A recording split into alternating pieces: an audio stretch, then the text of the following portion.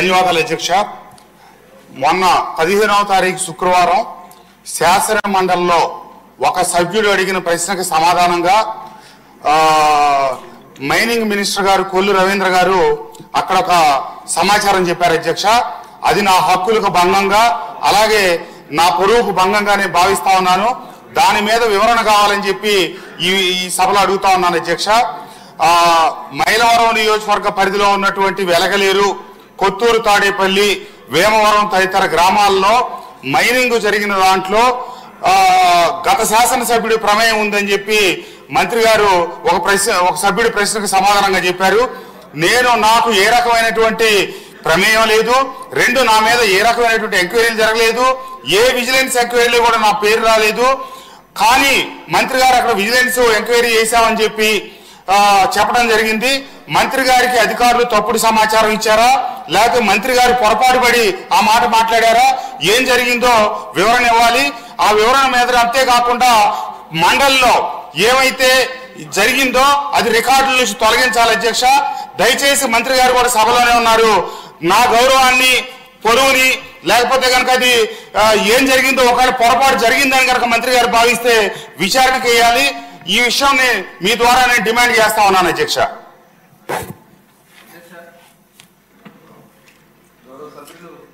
వసంత కృష్ణప్రసాద్ గారు అయితే అక్కడ కూడా మేము ఒక క్లారిఫికేషన్ ఇవ్వాలి కాబట్టి, ఎందుకంటే ఆ సభలో జరిగింది ఇక్కడ చెప్పండి, జస్ట్ ఒక క్లారిఫికేషన్ ఇస్తున్నాను అధ్యక్ష. యాక్చువల్గా ఏంటంటే గ్రావెల్లో ఆ రోజున వచ్చినటువంటి ప్రశ్నలో గ్రావెల్లో అవినీతి జరిగింది, దోపిడీ జరిగిందని చెప్పి సభ్యులు అడిగినటువంటి ప్రశ్నకి సమాధానం చెప్పడం జరిగింది అధ్యక్ష. దాంట్లో పోలవరం కెనాల్ అంటే చాలా కాన్స్టిట్యున్సీలు ఉన్నాయి అధ్యక్ష. పోలవరం కెనాల్ కింద మనకి గొల్లపూడి దగ్గర నుంచి స్టార్ట్ చేసుకున్నట్టయితే రాజమండ్రి పోలవరం వరకు చాలా కాన్స్టిట్యున్సీలు ఉన్నాయి. అక్కడ నేను చెప్పిన దాంట్లో పోలవరం కెనాల్ అక్కడ ఒక మాజీ శాసనసభ్యుడు పాత్ర ఉందనేది ప్రాథమిక విచారణలో వచ్చింది. దాని మీద విజిలెన్స్ ఎంక్వైరీ అయిన తర్వాత సిబిసిఐడికి అప్పచెప్పి వాళ్ళ మీద చర్యలు తీసుకోవడం జరుగుతుందని చెప్పడం జరిగింది అధ్యక్ష. అంతేగాని ఎక్కడ నేను మనుషుల పేర్లు కానీ ఎక్కడ కూడా నేను ప్రస్తావించలేదు అధ్యక్ష. జీకొండూరు మండలం, వెలగలేరు, కొత్తూరు, తాడేపల్లి అనే గ్రామాలు మా మైలవరం నియోజకవర్గ పరిధిలోకి వస్తాయి అధ్యక్ష. అక్కడ గత ప్రభుత్వ హయాంలో అక్కడ తవ్వకాలు జరుగుతుంటే అప్పటి ముఖ్యమంత్రి గారికి, ముఖ్యమంత్రి కార్యాలయానికి నేను ఇట్లా అక్రమంగా తవ్వకాలు జరుగుతున్నాయని చెప్పి కంప్లైంట్ చెప్పడం, అప్పటి కలెక్టర్ ఢిల్లీరావు గారికి నేను లిఖితపూర్వకంగా కంప్లైంట్ ఇవ్వటం ఇవన్నీ కూడా జరిగినాయి.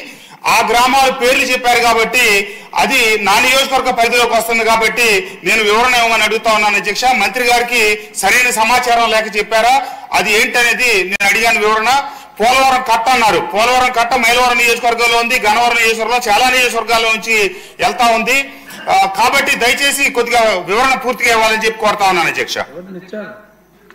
ఎక్కడ కూడా ఇప్పుడు కొత్తూరు, తాడేపల్లి, వేమవరం, పోలవరం కెనాల్, వెలగలేరు వీటికి సంబంధించి ఆ రోజున మొత్తం 170 మందిని దోషులుగా పెట్టడం జరిగిందని చెప్పడం జరిగింది అధ్యక్ష. దాంట్లో ఎక్కడా కూడా శాసనసభ్యులు దోషులుగా పెట్టామనేది నేను అక్కడ చెప్పలేదు అధ్యక్ష.